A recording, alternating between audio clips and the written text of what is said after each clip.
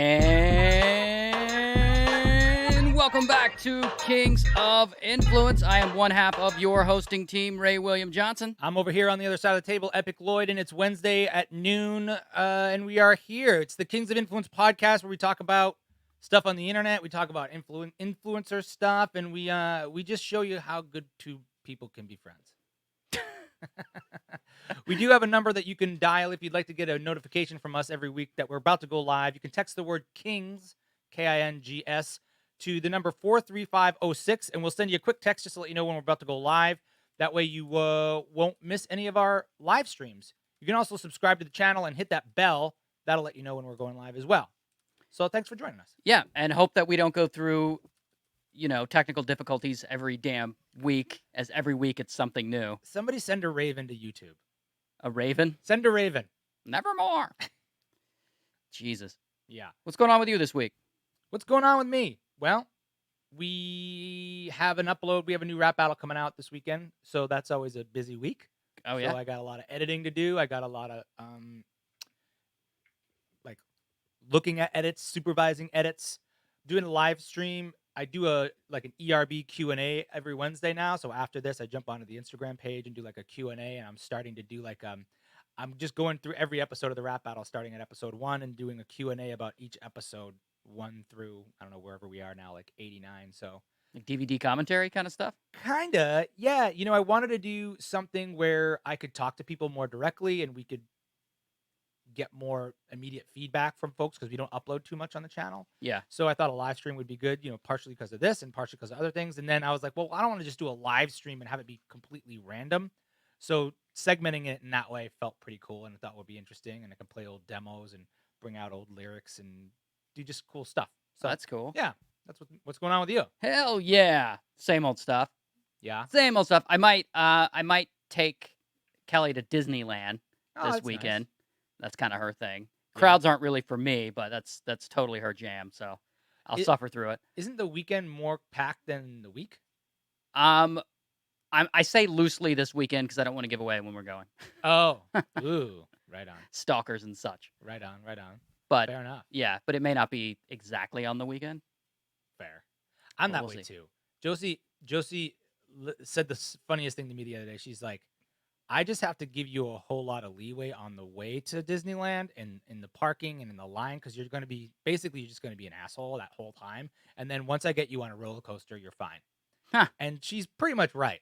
I just have to get jarred into having a good time, physically, because the lines just kill. And it drives me crazy.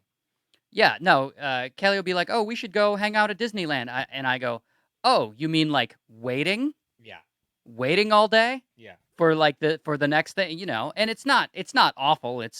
They put a lot of money into that place and it shows and it can be fun, but damn, if I'm, they clearly built the walkways to that thing in the 40s or whatever. Yeah. And now we're all too fat to fit on them, so it's extra crowded. Yeah. I don't mind the people. I more mind the blatant capitalism at Disney where a glass of water costs you $3 and a pretzel is $11 and it's just so expensive for everything. And then there's no hiding it. They're just exploiting everything they possibly can. There's a drink I'm told there's a drink at Star Wars Cantina, $42. Yeah, that's for great. one alcoholic beverage. What's in that beverage? I haven't had it. I don't know. I just heard. Is it the blue milk thing that everyone's posting? I doubt it. Okay. It's probably alcoholic milk is probably not. Ew. Yeah. Gross. So I imagine not. I think awful. I think it's probably something more extravagant. But it'll be fun for you to go because also right now the Haunted Mansion is decked out like Nightmare Before Christmas because it's Halloween time at Disneyland. Ah. Is that Disney too? Nightmare Before Christmas is Disney? Yeah. Yeah. They made that, or is that Pixar and then they bought it? No. That's Disney. Really? Yeah, that's Tim Burton and Disney. I like that movie. And Tim Burton didn't actually direct it, but it was kind of his thing. Yeah. It's his I don't know if it's his idea and he produced it and all this other stuff. Right on. Anyway.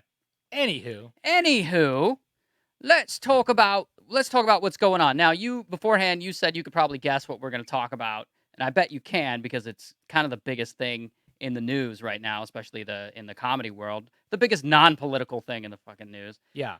which is that Shane Gillis thing. Yeah. Right? So Shane Gillis gets cast into SNL, and then within hours, people are posting stuff that he said, like in old podcasts and stuff. And Yeah. the stuff wasn't that old. Some of it was from as early as like 2018. But Right. stuff, attempts at jokes that ended up being offensive and Sure. stuff. Yeah. And within a day, I mean, this is probably the biggest day of this guy's life. And within a day, it's completely yanked out from under him. Maybe it was 2 days. He is It did no not take long. longer. So he was hired, just for folks who aren't familiar with this, Shane Gillis is a white dude. I don't know how old he is, 28, 25. I don't know. Like Probably in the 30 or something like that. young looking white guy. Sounds like a New Yorker to me. Sounds like from an Philadelphia. From Philadelphia, so East Coast guy.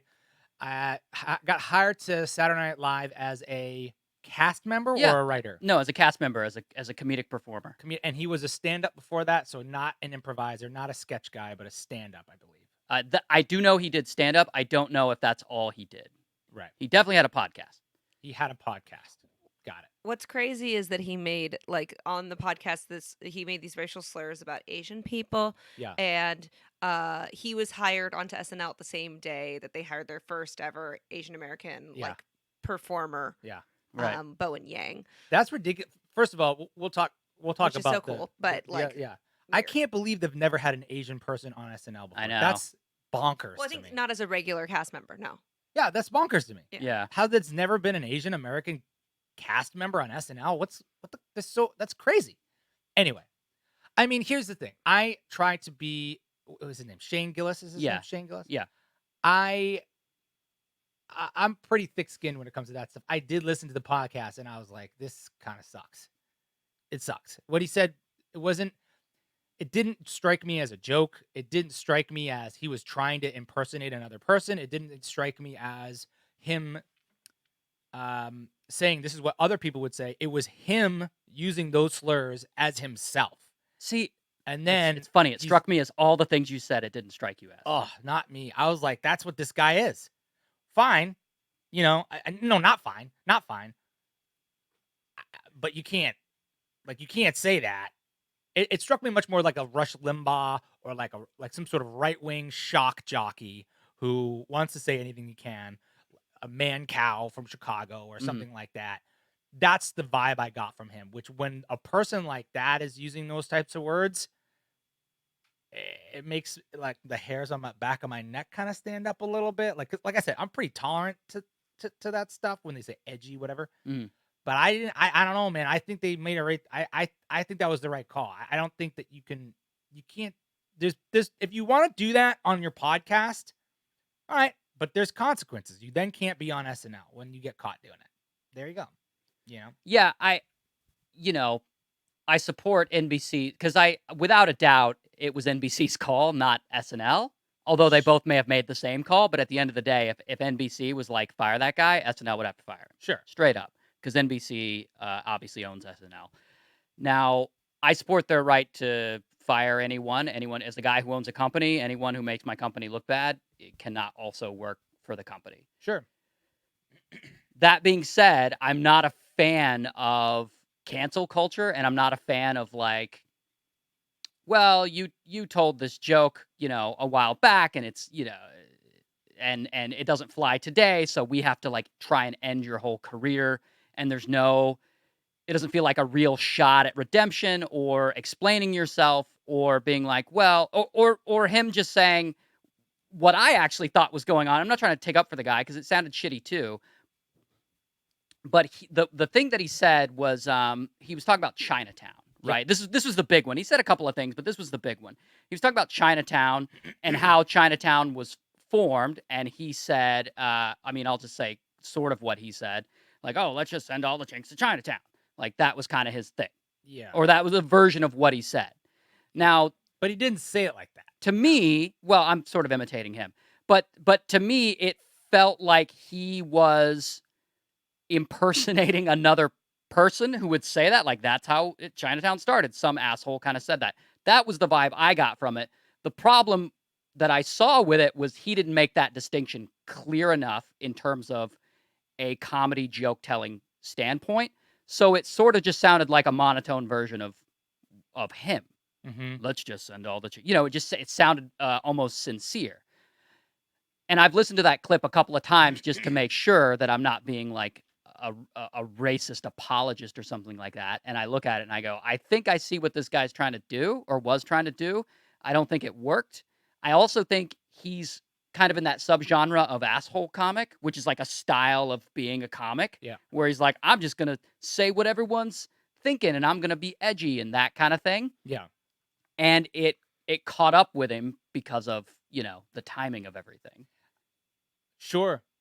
I read it a different or way. he could be a racist. I mean, or he could be a racist. That's not also the only a thing. clip that exists. There's a bunch of other clips that are also from just last year of him using like homophobic terms and Sure. being sexist and like ranking comedians by like who's the funniest depending on their sex and their race. So Right. it's just kind of like who's the funniest black comedian? That kind of thing. no, like saying that like all white chicks are the least funny, and then like using the word like using like gay slurs to talk about gay comics. Like I don't want to use the F word that people Right. use Yeah. for gay people, but I It's just have to not agree. I good. feel like when there's a guy that this is the only time he's ever done that, and you like search through everything else, and you see and go, wow, this is like he slipped up on this thing or whatever. That's why I'm saying I feel like this is the guy this guy is. He's the shock, like you said. Yeah, he's kinda like he's that the asshole shock comic. Yeah, and he does. It reminds me of like early Howard Stern, but even Howard Stern is different because Howard Stern was never like a racist. He was just more just like outrageous. But he strikes me as that kind of guy who is emboldened by the current like state, like the current line in the sand that's going on in the country.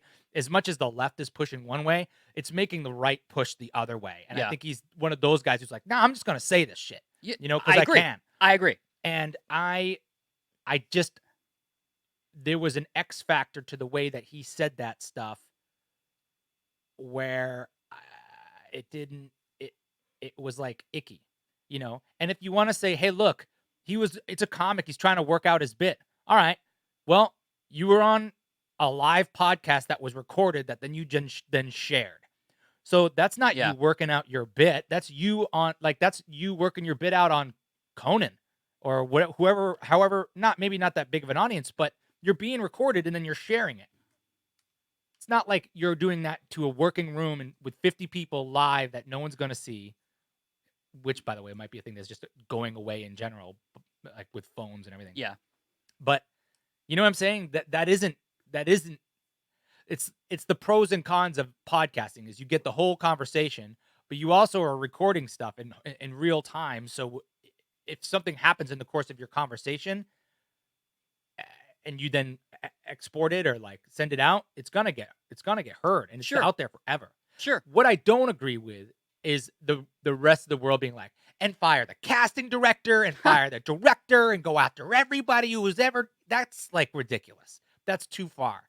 And it's, they're like, do your homework. You should be next. You should be fired.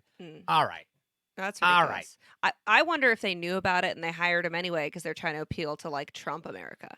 Well, that's one of the quotes I heard is that we want those eyeballs is a quote I heard. I'm not sure where I heard that was that we hired him because we want those eyeballs, that is a demographic. Like you try going to a comedy club in like Nebraska or Cleveland or Northern Florida or Georgia in certain places. And if you're not like a big time TV star, try doing Trump jokes down there. See how that goes. Yeah, right. You know what I mean? Like, see what happened. Like that's the president of the United States, whether you like it or not. And a big part of the country, even in Northern California, you know what I mean? Like if you get out of San Francisco or LA, people are making jokes about the left and it's flying. And there's like a whole circuit for that. I would go as far to say that if Gillis's sort of jokes, if they were crafted a little bit better for the stage, not just a podcast rant, with those same topics, saying those same things, those jokes would actually work in a comedy club in North Carolina on the right night. And would probably kill because it feels like, ooh, edgy. Oh, he said the thing. Yeah. Well, sure. Like it's like like the Chappelle stand-up. That was the other one where everybody was like, "Oh my God, the Chappelle stand-up," and then Rotten Tomatoes gave it 0%. But what they didn't say is that they only let 7 like super progressive liberal like judges vote on the Rotten Tomatoes. That's why he got a 0. And then when they opened it up to the public, he got like a 97. So like Chappelle, I thought that was hilarious. That whole stand-up special. It was crafted. It was well thought out. He had points that then he backed up with longer, more in-depth jokes, and people got all butthurt about that, which I think is sad.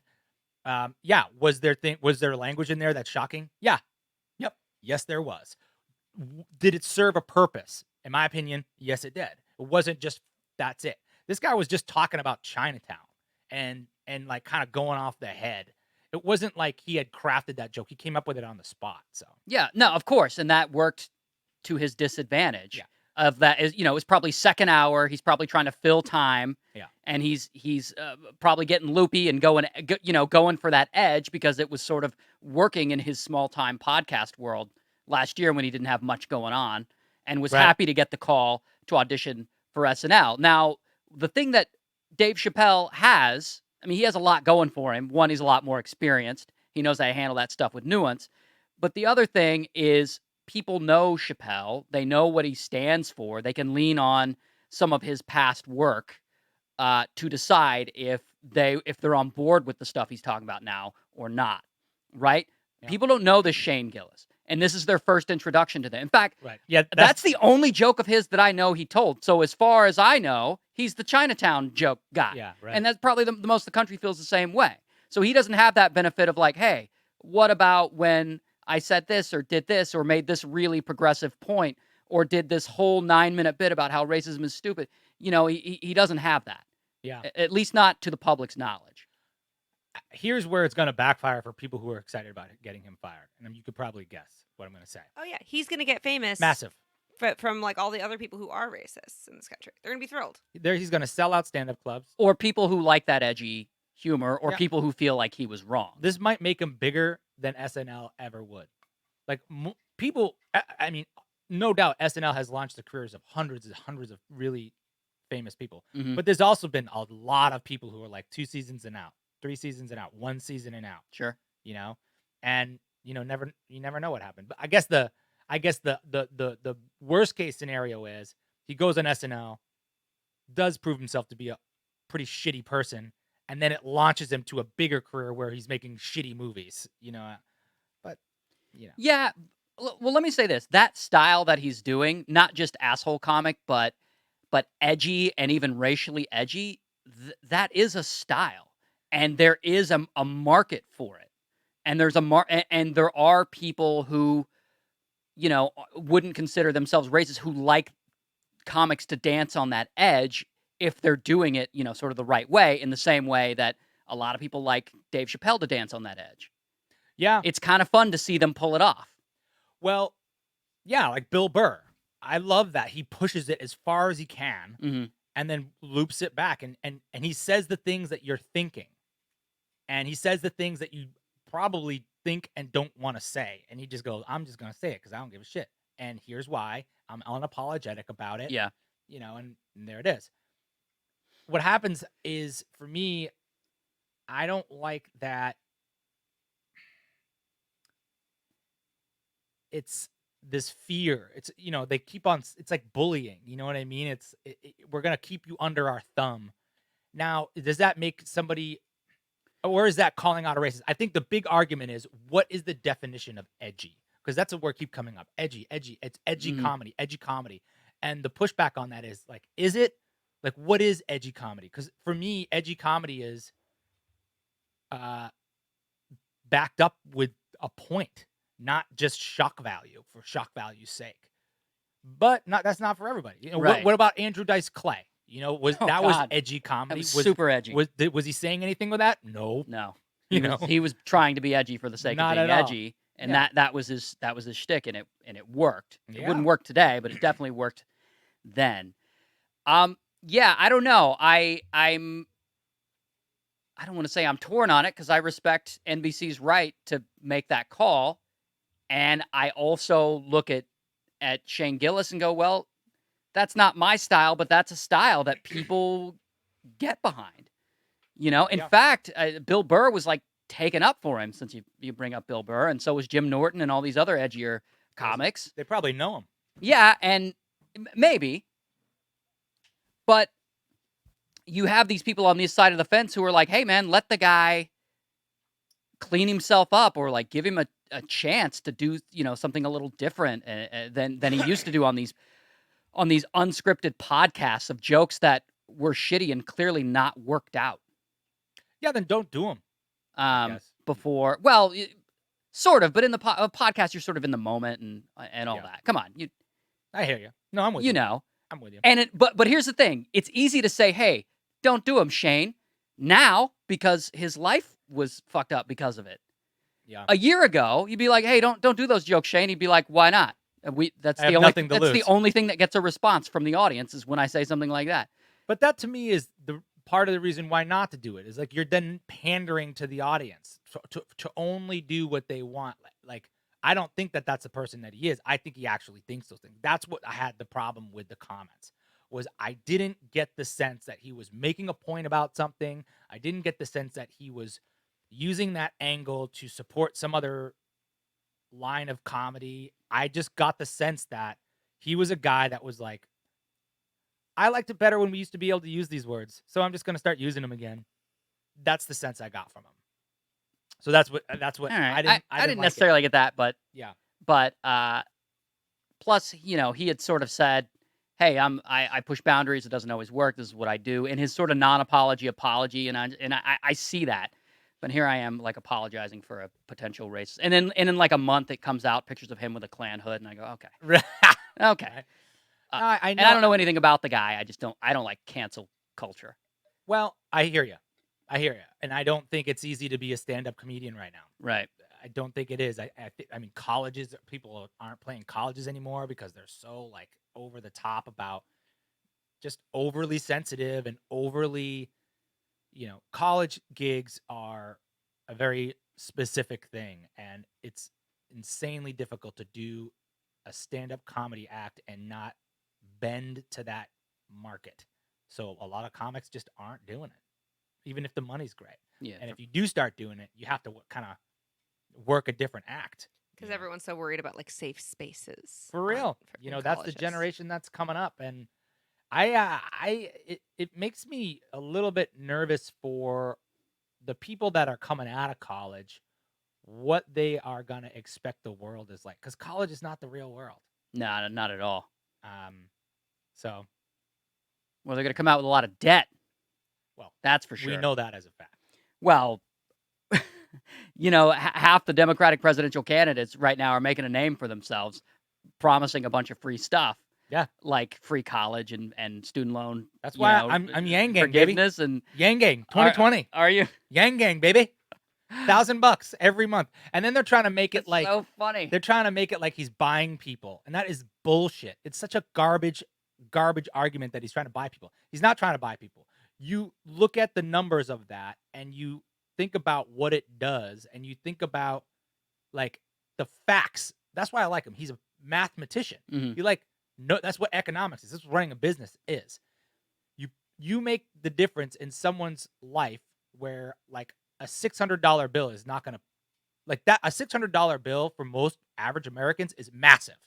It's like going to change their world, you know, and you give them an extra $1,000 a month, then I'm like campaigning for him right now. Yeah, I know, right? I listened to him on the Rogan podcast, and it was nice to hear like a 90-minute conversation with a political candidate that they could really round out everything that they wanted to do in a full-on conversation and answer questions and not fight.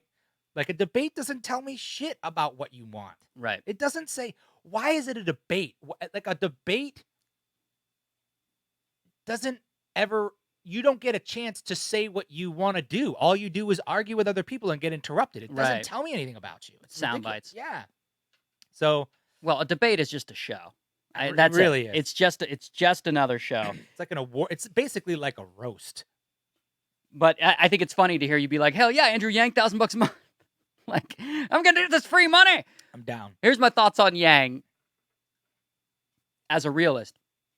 I think Yang's ideas seem a little out there, but I also think Yang is a decade, maybe 2 decades at the most, early on some of his thoughts. Well, isn't that a better place to be when you're talking about big problems? I'm not saying it's a bad place to be at all. It might be unelectable right now. I don't know. Yeah. But he's talking about, automation taking over jobs, which isn't going to happen next year. It may not even happen in the next presidential cycle, but it will definitely happen in 10, 20 years. And then everyone will be afraid and everyone will be voting on that issue. Right. And he can say, I told you so, but he just wouldn't be president. I don't necessarily disagree with that. I'm the type of person when you listen, you're like, well, that is coming. 10 years is a president away, Yeah. So why wouldn't we? Because when you talk about giving free college to everybody, that first of all, not everybody wants to go to college. Secondly, that's not the right choice for everybody. Yeah. Thirdly, when people go to college, like 7 out of 10 people drop out. Fifthly, a lot of people don't know what the hell they want out of college. Sixthly, it's probably the same as giving people $1,000 a month. When you know what I mean? Yeah. Like when you figure out a way to do all that stuff, it probably all shakes out. Why not encourage people? Here's the other thing that he has that I think is really fun. He talks about giving every person $100 to donate to whatever campaign they want. So then, but they have to donate it to a campaign. So then when politicians are raising money, it's from a giant pool of people that can really level the playing field. Because right now, when you get political contributions, it's from like 5% of people who have a ton of money to give. But if you give the entire population a little bit of money to sway things, then you can really give the people who are resonating with the people fuel to do better in the campaigns. You don't have to bend to lobbyists that much. If you're in bed with the freaking tobacco companies because they've been funding your campaign for 20 years, you're going to make decisions based on that. But if you're making decisions based on lobbying the American people, then you're going to do things completely different and going to respond to what people actually need instead of like Marlboro or Camel Light or whatever drug company is lobbying you. Well, ALQUIS 2020. My question with Yang's universal basic income, the $1,000 a month, immediately as a non-economist, I would look at that and go, how is that going to affect inflation? It doesn't. You're not printing money. No. But the value of $1,000, it clearly wouldn't hold the same weight as it did before. I don't know. Or at least in my head, again, as a non-economist, I'm going, does that affect inflation? Does $1,000 no longer look like $1,000 anymore? Or does everything become more expensive because everybody's got $1,000? Exactly. Does it become like the yen? That's a good question. That's a really good question. I think that probably he has a good answer for that, I would hope. And maybe that's not the best thing. I just enjoyed the fact that he was coming at it from a dollars and cents standpoint of like, this is the plan on paper. This is how math works. Yeah. This is what happens when the 3 biggest industries in America, trucking, retail, and telemarketing. I don't know if it's top there, but like 3 giant things. Those are all going to be automated in 10 years. And that means that all those people who have those jobs are going to be out of work. And if you're like truckers, for example, like the average age of a trucker is like a 40-year-old dude, and 40-year-old dudes don't get high with no education other than what they've done trucking. You don't just become a coder after that. You know what I mean? They don't hire you at Apple after you've been a trucker. So those people are going to be in trouble. And then what happens when those people get in trouble is drug use goes up, alcoholism goes up, suicide goes up. So then insurance goes up, and like all that tolls on the society. So there's like it's like a domino effect of what happens in these situations. And it just makes a lot of sense to me. It really makes a lot of sense to me. Are you reading his book or something? Dude, he's my next door neighbor. No, he's not. He waves through the Plot window. twist. I wish. Hi. That would be great. Right. No, I also like, dude, I've been saying this for years. Like, where are the Asian Americans in politics? They're not in SNL. Where are they in politics? Like, it's crazy to me. Ted Lieu, Tammy Duckworth. Not Are a they- ton. Are they? I haven't heard of those people. They exist. All right. Yeah. But They're They he's they saying there exist, should but- be more. Yeah, Yeah. I'm into it. Yeah. No, they certainly exist, and certainly an Asian American president. I don't know if he has a shot this cycle. I don't know. I think he'll get a cabinet position, which I would be super happy with. Yeah. It's just it's refreshing to me that he's still in the race, which means he's pushed the boundaries pretty far. You know? It sounds like he needs an economic advisor cabinet position to. And here's the other thing that pisses me off is and this is what bugs me about politics in general, is they never cover him. They never cover him on NPR. They never cover him they don't give him any airtime in the debates. It's wacky to me, you know? Like, and he's not doing anything flamboyant and like shooting like rays out of his eyes to get this crazy attention, and he's being penalized for it by just being a level-headed dollars and cents type of dude. Anyway, Sort of. They're covering the front runners right now, which is what they tend to do. Yeah. Which kind of sucks. My, I guess, favorite is the moderate Buttigieg. I like a Buttigieg? Yeah, yeah, he's like a really That's how smart you say guy. his last name. I can never get it right. Buttigieg, yeah. Yeah. Yeah, he seems like a smart, level-headed guy. He's moderate, so he's like right where I'd want a candidate to be. Do I think he's going to win? Probably not. He has a decent shot at being VP, depending on who gets the nomination, because he is from Indiana, which is purple state. Right. The question is America ready for a gay president or vice president? Right. Answer: maybe. Maybe. I've been wrong before. I didn't think America was ready for a black president, Right. and then it happened, and I Right. was like, sweet. Yeah, I've enjoyed him too. I thought he was he looks like I want to look up to my politicians. I want them to be better people Yeah. than me. I want them to be people that I would, if I had kids, tell my kids to be like, because that's a good person, and I can Yeah. definitely see that in him. You know, he's Agreed. a vet. I think that it's carries cool. a lot of weight with me. It would be interesting to have if we elect a woman president, you'll have a first man, First husband or first gentleman? first gentleman. I can't remember which one it is. I've looked that up It's before. first, Well, because it's first lady. right? Mhm. So then I guess it would be first Gentleman. gentleman or man. It wouldn't be husband. No, Well, there's an official term for it, and I can't remember what it is, but it might be first gentleman, interesting. I wonder what that is. first husband. And if they elected Buttigieg, you would also have a first gentleman, yeah, but in a completely different sort of not completely different, but different context. I think that's cool.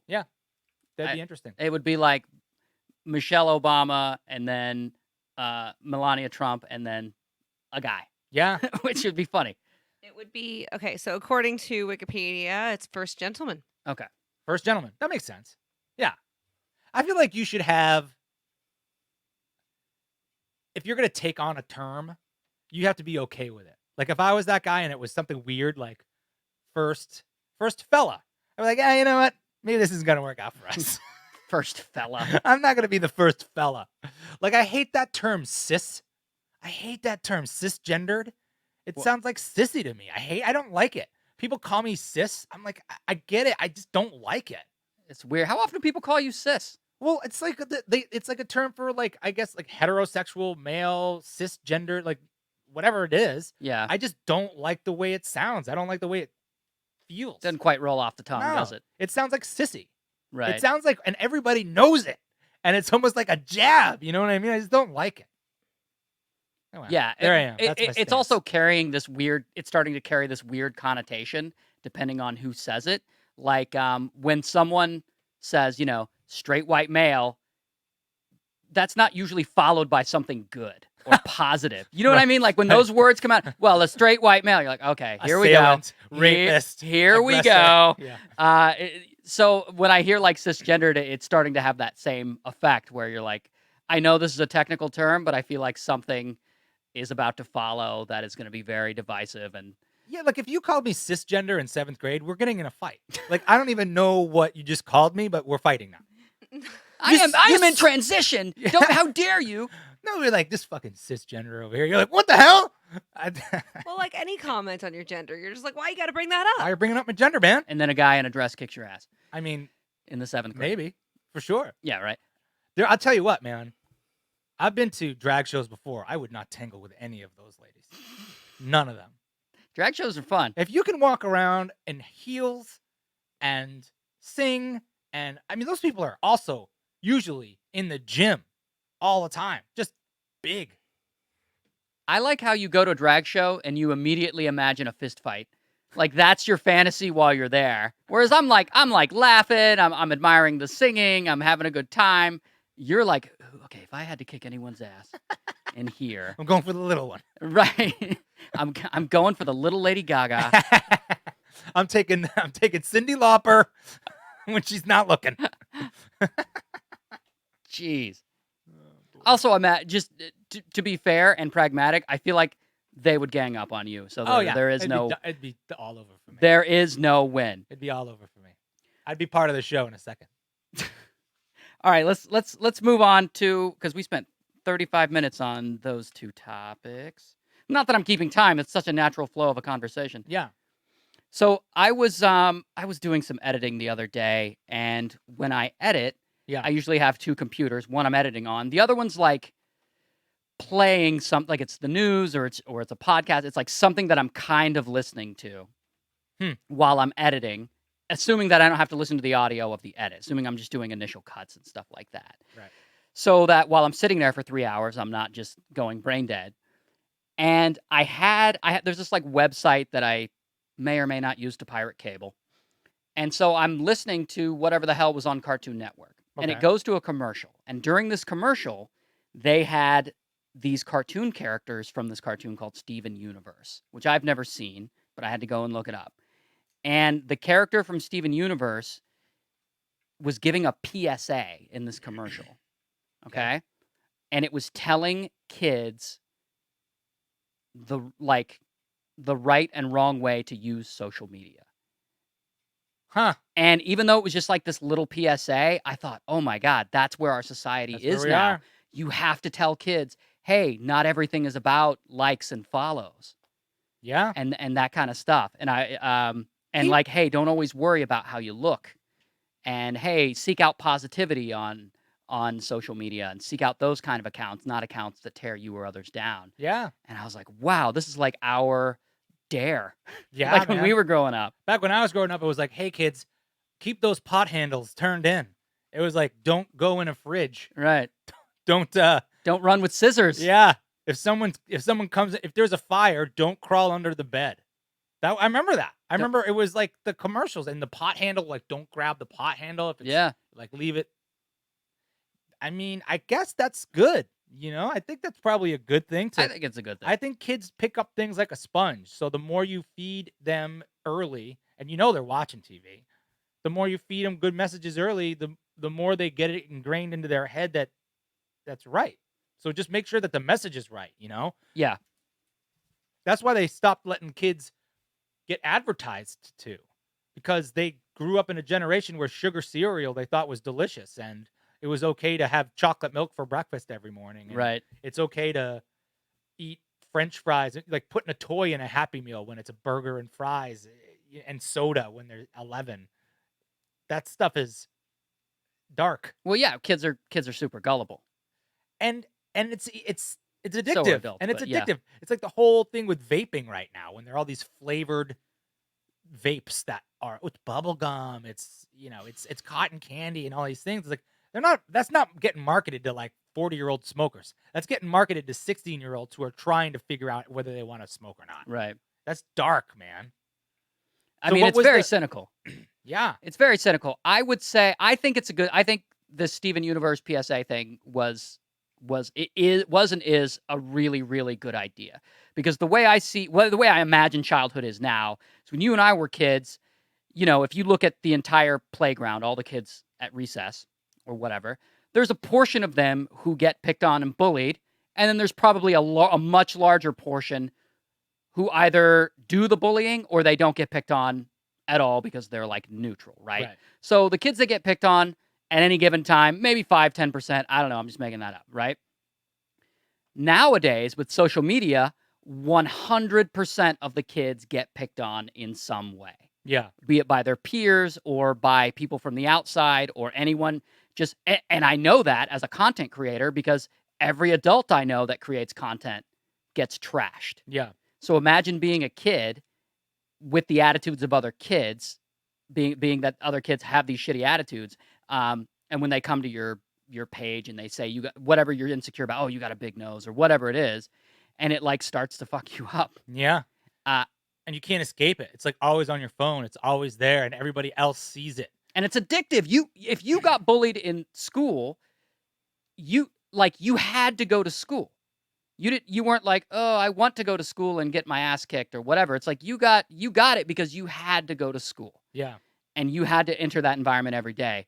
These kids don't have to do social media. They choose to because peer pressure or they're addicted or whatever. Yeah.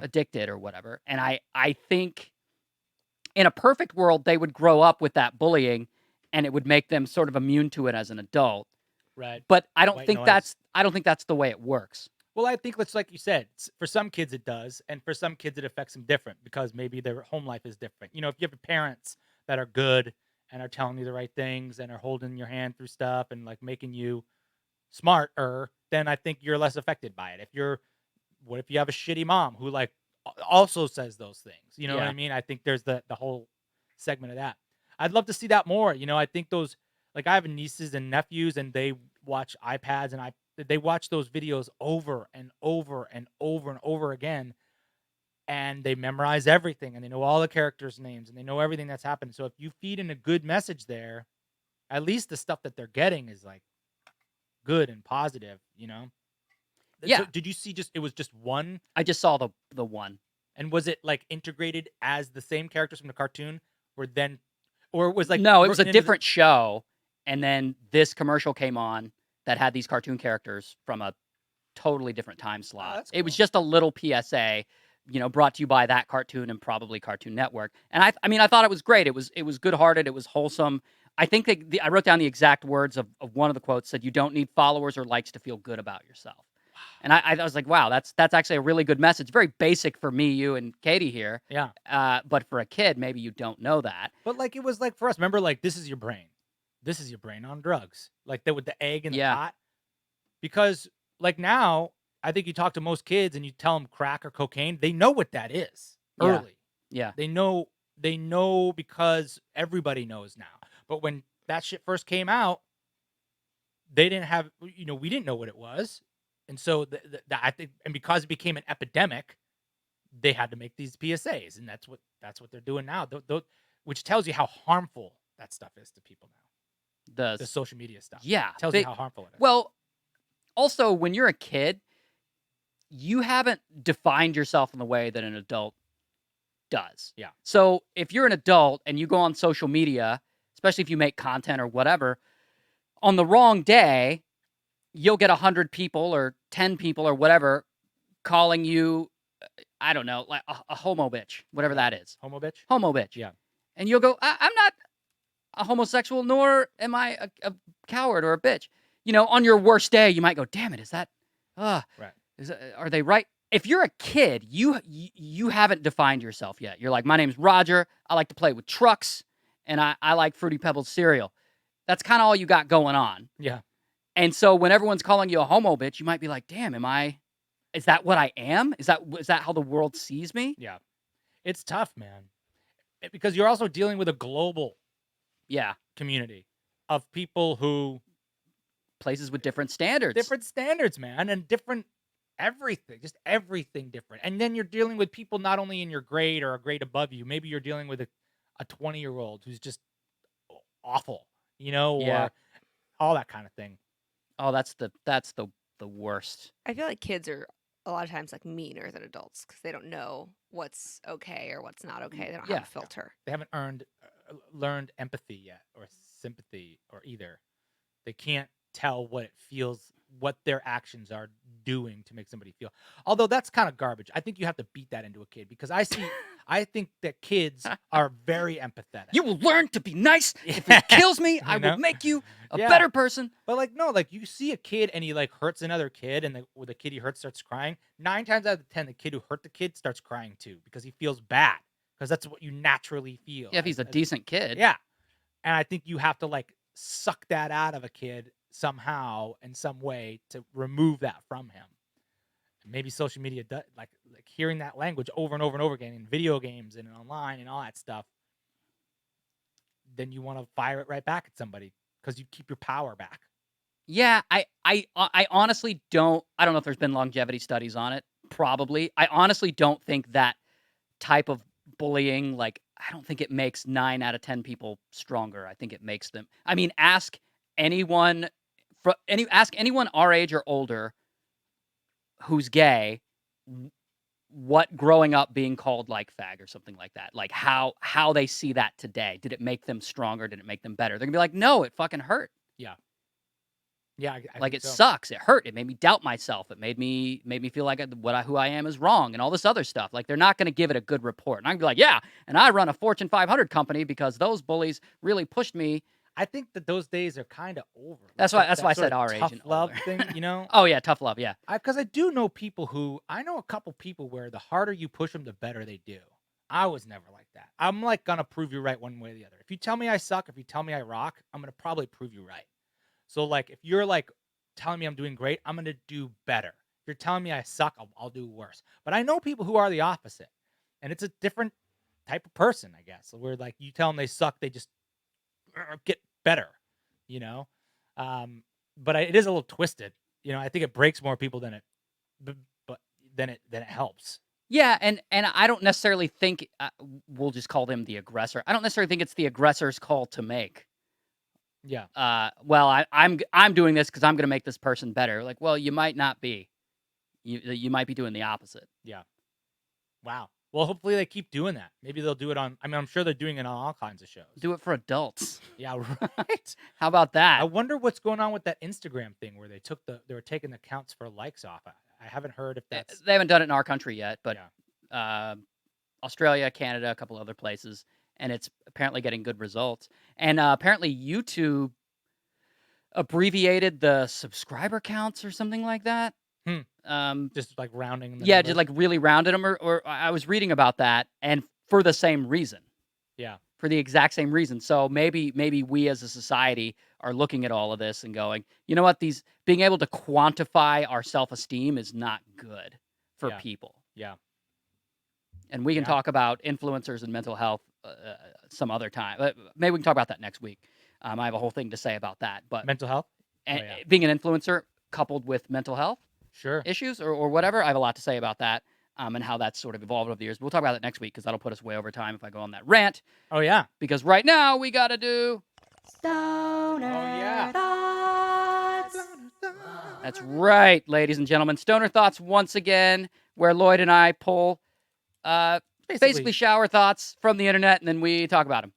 Play along at home. Play along, team. Stoner Thoughts. Nobody hates Mondays. Just a lot of people hate their jobs. I feel like Garfield might be single-handedly responsible for the bad rep that Monday gets. I was just thinking that. Like, yeah, I that's the first time I heard it was reading Garfield. Yeah. He hates Mondays. Really?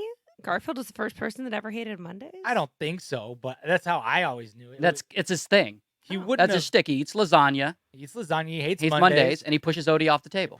He doesn't like Nermal. Right. He mails Nermal to Abu Dhabi. That's his thing. But yeah, he absolutely hates Mondays. Yeah. And he's not wrong. He's not wrong. Mondays are rough. Unless it's a 3-day weekend. College is viewed as a necessity, yet priced as a luxury. Well. Yeah, well. Bernie Sanders. What a very current stoner thought there.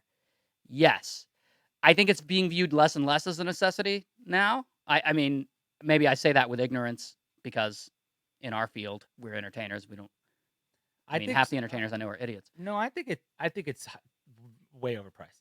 It's definitely overpriced. I'm asking, is it a necessity in our day and age? Is it becoming less and less of a necessity? It is absolutely overpriced. Yeah. 100%. It's hard to devalue education. It's hard to say, hey, you don't need education. I think for me, it's more the traditional thought of a 4-year college where you go and learn blah, blah, blah, blah, blah, blah. I think that is less of a necessity and more of a luxury. Yeah. I think people learn a ton from that. It helps more people than it hurts. But I think a lot of people go in thinking one thing and they come out learning something else. Yeah, when I get asked, by audience stuff like, "Hey, I'm thinking about going to college. What do you think?" And I always give them the very non-parental advice. I say, "Look, go to college if you've got one of two things going on. One, you have the money to spend, and it's or your parents are like, yeah, whatever, we'll pay for your college. Just pick something and go. Then go. Great. You'll have a great time. You'll figure your life out. You'll make all kinds of friends, all kinds of new experiences. You'll learn a lot. It's cool. It's not costing you anything, so who cares? The other reason I would go is if you know exactly what you want to do and the track you want to take, Right. and you need college to do that. You're like, I want to be a doctor. Well, you got to go A, B, C, and D to be a doctor, and A is you going to the local university. With that, other than that, I would say until you got one of those two things, don't go. Yeah, I'm not. Don't go and I'm rack not- up a bunch of debt. I'm not quite so black and white. I think there's a lot of other positives there. I would say, exposure, learning, meeting new people, Yeah. like all that sociable stuff. It's hard to get that out in the real world, It especially if is, you're but like a high school age. Is it worth the like $50,000 in debt though? Well, you don't have to choose those schools. There's plenty of school. I think I would make That's fair. I would make more comments about the choice of the school that you decide to go to, and what you see. Because I went to a state school, right? And my Okay. school was like, I don't know, 10,000 a year, or something like that. And if I had gone to an in-state school, it would have been even cheaper. And that's about how much it should cost. You know what I mean? The difference was they didn't spoon feed me anything. They had all the resources you could want, all the great class. You just had to go out and get it and use those things. Versus I know other people who went to other schools, they had an advisor and they walked their hands. They did all these things, and you just weren't going to get that. They didn't have there was too many people to have that kind of one-on-one stuff. And you just have to fight a little bit harder for yourself. And that's what you got to have. I think you need to be prepared to do that and spend the money more. It can't be an egotistical choice. You can't choose to go to, I don't know, Wesleyan or Northwestern or whatever just because of the cosmetics of it. You know Like what I the mean? name, like the aesthetics. Yeah. Yeah, those days. I mean, unless you're going to a top tier, those days are Over. yeah, a little bit. I'll tell you what, I've put all kinds of things on my resume.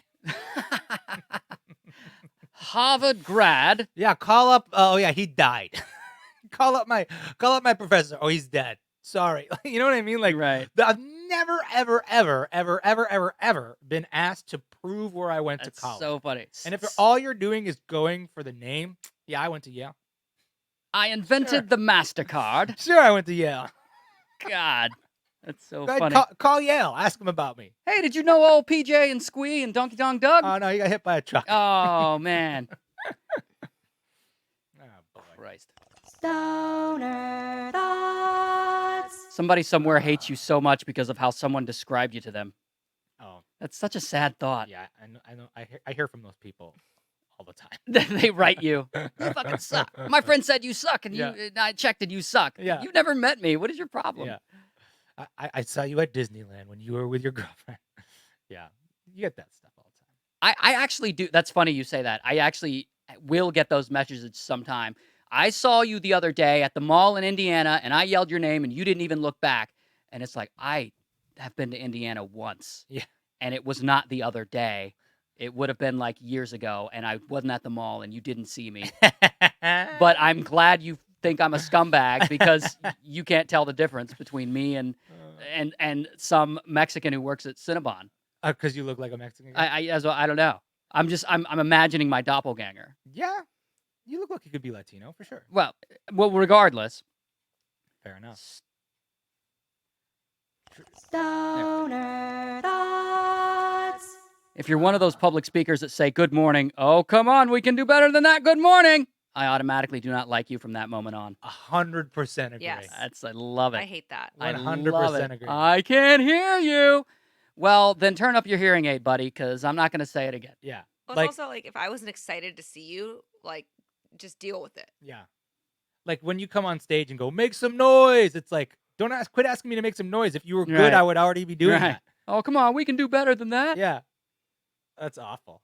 Horrible. But if I'm going to go on stage and do comedy and that guy is before me hyping up the crowd, I hate him, but I'm glad he got the crowd. Because once you get the crowd to shout, that becomes their new baseline. Yeah. And they'll shout even louder for your material. So that's always good. Yeah. Like- But it goes away fast. Sure. It defleet if you don't earn that very quickly afterwards, it's going away. You know what I mean? Like you can get them loud as you want at the Yeah. top, and you got about 3 minutes, and then after that, if they're not still loud, it's you. Well, they go, I mean, it's a deafening silence when I tell my, all the C words in Chinatown joke. Yeah, right. Yeah, it doesn't work every room. I don't know. Stoner Thoughts. Underwear's weird. I'm currently wearing underneath my pants a smaller secret pair of pants that only I know what they look like. It's kind of weird, isn't it? Well, they're more like a pair of shorts, right? Sure. Well, depending. Yeah, you could have long johns, Well, women wear underwear too. right? But they're not pants. Yeah, it's more like a bathing suit. It's more like shorty shorts. No, I know, but that makes even less sense. I'm currently under my pants wearing a tiny little pair of shorts that Right. only I get to know what it looks like. Right. Yeah.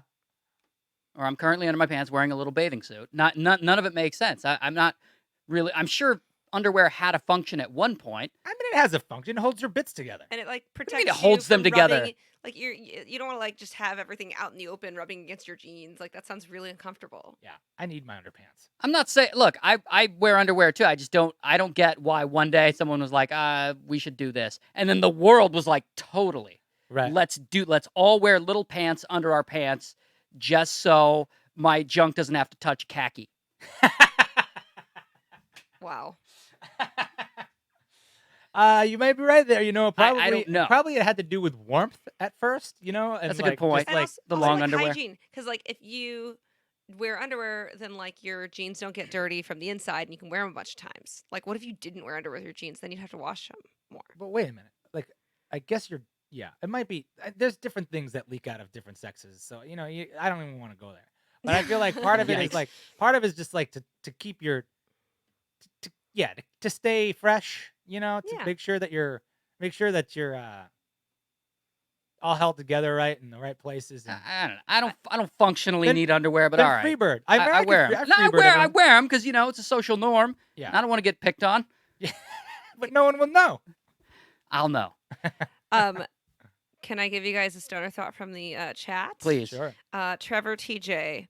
Coitus and fellatio sound like Shakespeare characters. Oh yeah, They totally are. I've done that in many an improv scene. Oh, are you? Hark, young fellatio, for thou hast the best of the coitus. Nice. My young sister clitoris. Nice. I love it. It's a good joke there, TJ. Use it at your local pub. See, I always think like nausea sounds like a bad stripper name. And Nausea? now coming to the stage, give it up for the lovely Nausea. Yeah, okay. When you say it like that, Sounds a little French. bit exotic. Yeah, Right. Nausea. Nausea. Nassim. The other one I like is give it up for the lovely Garlic. Garlic clove. That's funny. Horrible. All right, one more thing I want to talk about. I know we're a little bit over, but one more thing I want to talk about in terms of the influencer space, because Yeah. we said we were going to talk about, we should start talking about that, is I'll get to the influencer part in a second, but first I want to talk about the streaming wars that are going on. The streaming The wars? streaming wars. So how many streaming platforms do you have a subscription to? I imagine Netflix. Oh, right. Streaming. Yeah. Definitely Prime, because I know you I'm talked s- about the shows. I'm starting to get onto that. Like, wait a second, what's going on? This was supposed to be cheaper for everybody. Now it's gonna be way more expensive. If you have $15 here, $15 there, $3 there, $12 there, all of a sudden your TV bills is like $90 a month. Yeah. You got Hulu? I got Hulu. Yeah, I got them all. Yeah. I have them all. So they're about to add Disney Plus. Right. Okay. One called HBO Max, which is HBO and Warner Brothers together. So it's HBO and like DC. Okay. One, you've got CBS has one with all the Star Treks on it. You've got NBC just announced one called Peacock. It's just too and much. it's gonna have Yeah. and it's gonna have they're rebooting Saved by the Bell and Battlestar Galactica for the Peacock streaming platform, and then Apple is coming out with one Yep. called Apple TV Plus or Yeah. something. So where does that leave us as far as consumers? Because it was cool when it was just Netflix, Yeah. and those were the shows that everyone's talking about. Now it's like, all right. Oh, and then you know what I read this morning right before I left? Tinder, the dating app, is producing its first series. Hopefully it's a dating show. If it's not a dating show. It's not. It's something about, it's a choose your own adventure about I was reading about the apocalypse or something. It feels totally That's off-brand. so stupid. But they're going to also produce more shows. So, and obviously we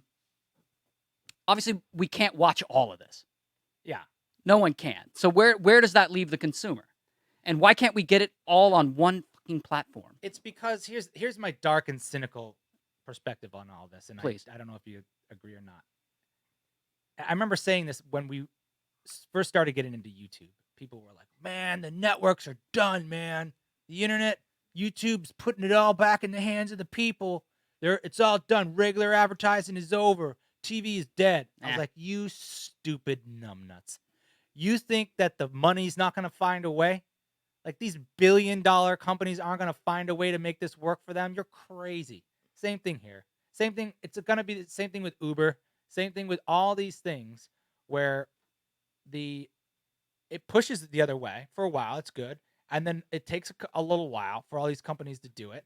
But now it's just going to go right back into bundles again, which is going to be stations again, which is going to be the same thing again. So pretty soon you're going to pay for like Comcast cable where you get 30 of these stream things and they're all bundled together and you're just paying it again. And it's reversing stuff. Uber. Now there are companies that if you don't have the money to buy your own car and Uber yourself, Uber will rent you a car, lease you a car, and then you can do Uber and you pay them for the car. That's called a taxi company. It's exactly what a taxi company It's is. like the sharecropping of rideshare. Yeah. Rideshare cropping, if you will. It just loops right back around. Same thing with like YouTube. YouTube used to be the independent place where you could say anything and it was quote unquote edgy and all that stuff.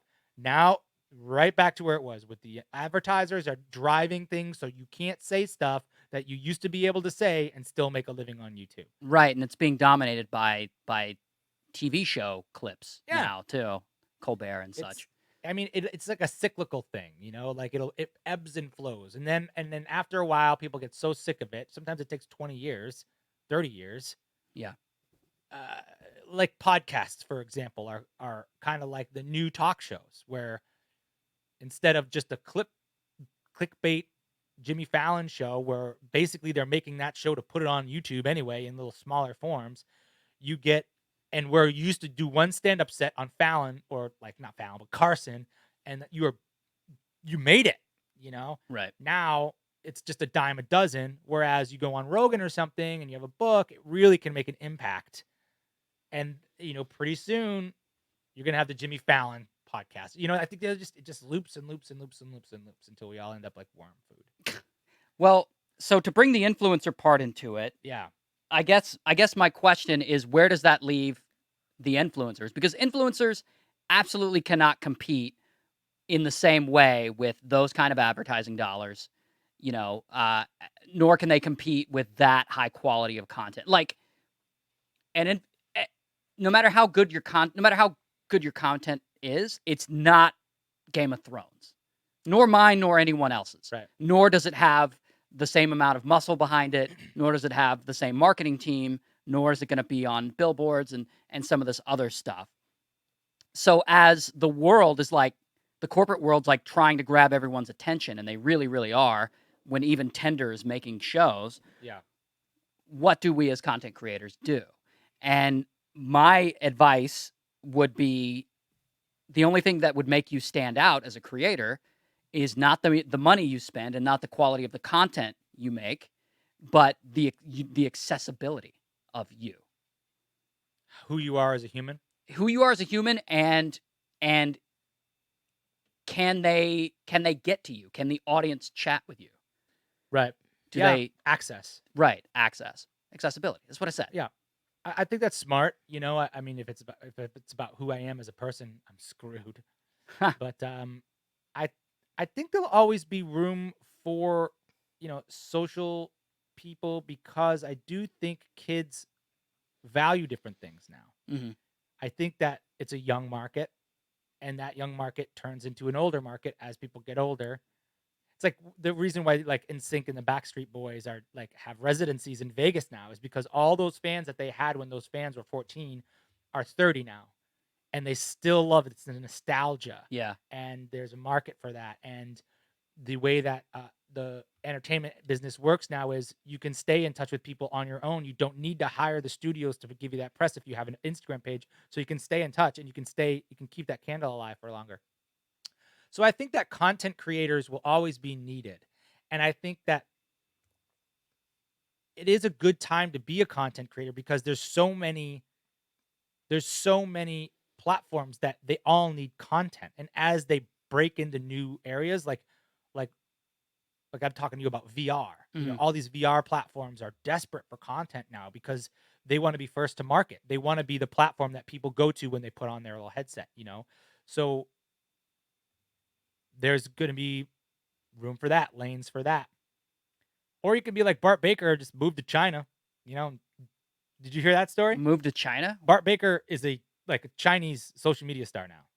He's massive over there. Was he an American star before? Yeah, you know Bart Baker, those parodies that you would do on YouTube. Bart Baker, he's a maker guy. Oh, yeah. Okay. Yeah, the song parody. So he does song parodies in China now? No, he does like Kuai, that app Quay or Kwai. Basically, it's like TikTok. Okay. And like there's a whole story on Vice there's like a video about him on Vice about the whole thing. It's crazy. I'm all over the place. I have this video on my YouTube channel called Hulk at the Office. And it was like a small video I did, couple thousand, maybe 50,000, 60,000 views or whatever. All of a sudden, like 8 months ago, I see like it's popping. And now this video I made about the Hulk has like 2.5 million views on YouTube. Okay. Like, what is going on? Like, what happened here? What's going on? Finally, I Algorithm watched it the other day. No, Bart Baker's in it. And Bart Baker is a giant star in China. I mean, he was always a giant star here, but he went to, like, some guy contacted him, was like, I think I can make you a huge social media star over here. He's like, all right. And they did it, and they, like, made him a star. And he was always a pretty ambitious dude, the guy. Okay. But there's, I guess my point is, as a content creator, there are whole markets that we as Americans don't even realize that they exist. That being an American sometimes is advantageous because you're the minority, you know. If you're like Bart Baker's like he's like speaking Chinese over there, and he's like translating songs and stuff. It's pretty nutty. I hope so. Yeah. So there's also that, the globability of it. Yeah. The globalness of it, I think, is also an option. So if you're a content creator, yeah, and hit the gym. Just move to China. Gym. Right? Go to China. Move Apparently to he's doing China. great over there. He's huge. He's huge. Check out the story. It was on Vice. And with that, we go to the chat. We go to the chat. We go to the chat because it's getting hot. Yeah. Well, guys, listen. Hey, thanks very much for watching. If you haven't hit the bell on the YouTube channel, this is my big thing now. Hit that little bell. It'll send you a notification when we're about to go live, and if we upload anything else, hit that and subscribe. Follow us on the. I guess that's it. That's the only place to follow us. Yeah. Yeah. We're here every Wednesday at noon. All right. Love you guys. Bye. Oh, there we go.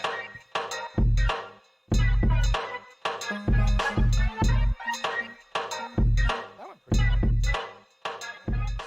But woo. Yeah, I know I'm sweating. About an hour. 20? Yeah. Well, Hour maybe 10. an hour 10. We Hour started 10. about 10 minutes late. I'm surprised that you guys didn't cover. I didn't want to bring up an extra story, but there's a fashion company that's making hoodies with the names of schools that had school shootings. They're like selling T-shirt And are they sweatshirts that donating say the money? no.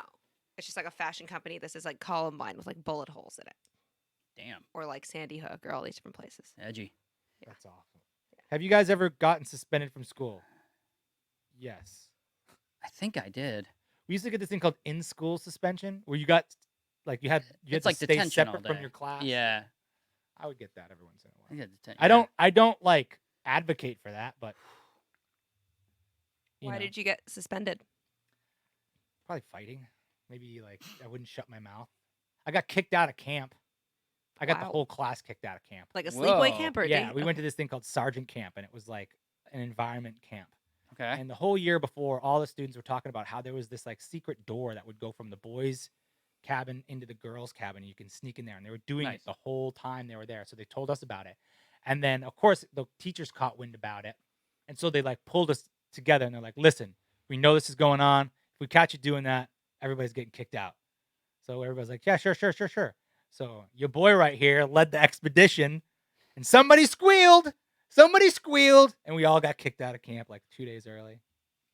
Yeah, and then Wow. That wasn't fun. and then 30 years later, all those girls me too you for trying to get a It peek wasn't at us. them. It was. I don't know. We got in trouble. It was awful, man. How dare you? Yeah, I don't think you should get kicked out of school. It's not a good idea. Where are you gonna? Well, then how you gonna punish them? No, I'm saying I don't think you should try to get. I don't think you should. I don't think we should celebrate it. It wasn't good. I shouldn't have done that. Oh, I see what you're saying. Yeah. Yeah. But if I had gotten away with it and we hadn't gotten kicked out, they wouldn't have had any. Like their word would have been useless. Yeah. you know? They would have done it the next Idle year and the next threats. year, but they can always use you as an example. Hey, we kicked that whole class out, Yeah. and they'll be like, Probably they didn't do. So "Damn." sorry to my 6th grade class that I got us kicked out of sergeant camp. But there were only 2 days left in the camp, so like Yeah, but it was awesome. It No was wonder glorious. you fought so much later, and so they all remembered that later in middle school and high school. They I were don't like, know. "That's the kid that got us kicked out." And we didn't call it sergeant camp. We were from New Hampshire, so we called it sergeant camp.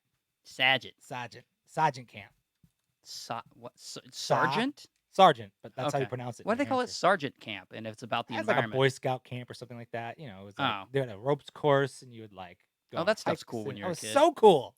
It was so cool. When you're 6th grade. That was the thing that sucked. Is like that's they knew where to get me. You know, like that was because I was all about that stuff. You know? No ropes course for you. That was it. That was it. Oh man! Come on! Like one time we protested against, like we used to only have gym once a week. I don't know why, but when I got to high school and stuff, it was like every day or every 3rd day or something. But when I was in elementary, we only had gym once a week, and I loved it. It was like my favorite class.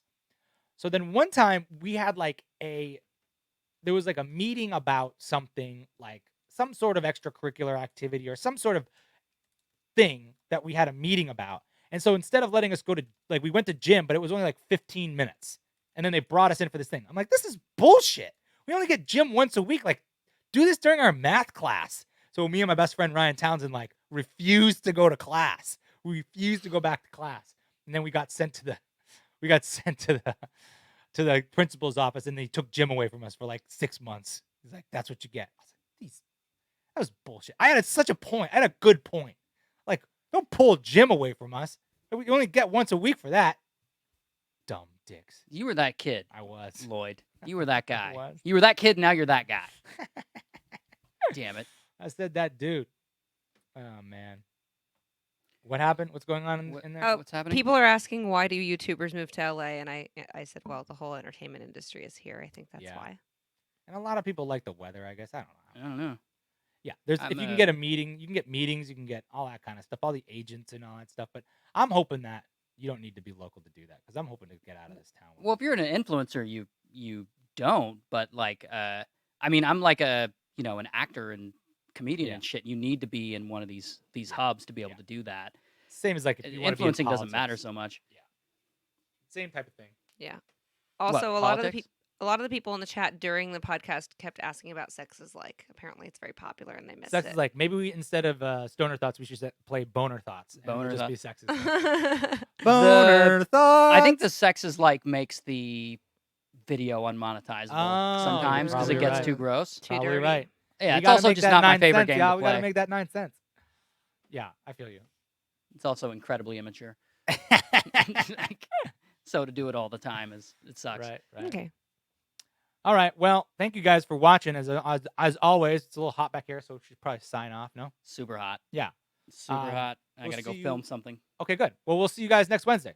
All right, love you guys. Bye.